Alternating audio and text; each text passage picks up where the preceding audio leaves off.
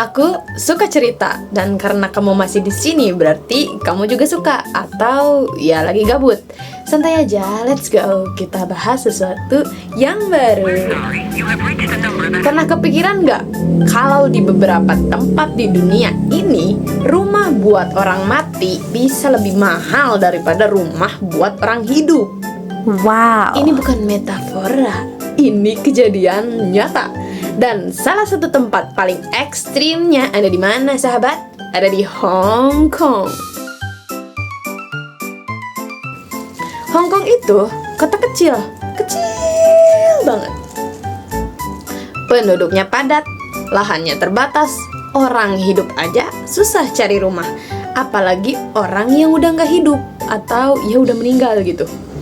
Nah, di Hong Kong ini ya, harga kuburan itu bisa sampai puluhan ribu dolar. Bahkan ada yang jutaan dolar. Buat tempat apa? Tempat abu jenazah. Mungkin sekitar 800 juta sampai miliaran ya. Bayangin itu bukan rumah, bukan apartemen, tapi tempat abu. Di sana juga ya ada yang namanya kolumbarium. Gampangnya ini tuh kayak apartemen, tapi penghuninya bukan orang hidup. Kayak satu slot kecil buat nyimpen abu jenazah, dan itu bisa dihargai mulai dari puluhan ribu dolar. Dan yang super premium bisa tembus jutaan dolar. Ya seperti tadi, mungkin kisaran 500 juta sampai miliar ada itu harganya. Selain itu, ya kenapa bisa mahal gitu? Ya lokasinya strategis, pemandangannya bagus, bahkan ada yang konsepnya eksklusif. Iya, bahkan setelah meninggal pun lokasi tetap nomor 1. Karena mahal dan langka, banyak warga Hong Kong akhirnya ya gimana ya, nggak memilih dikubur. Mereka memilih kremasi. Dan ini bukan pilihan yang minor. Udah riset data juga, lebih dari 90% kematian di Hong Kong berakhir dengan kremasi.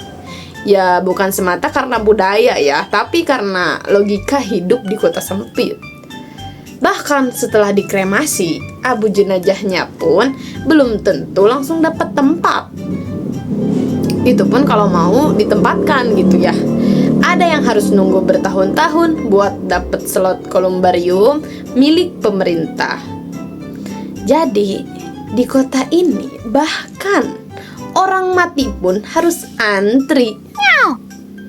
Antri loh.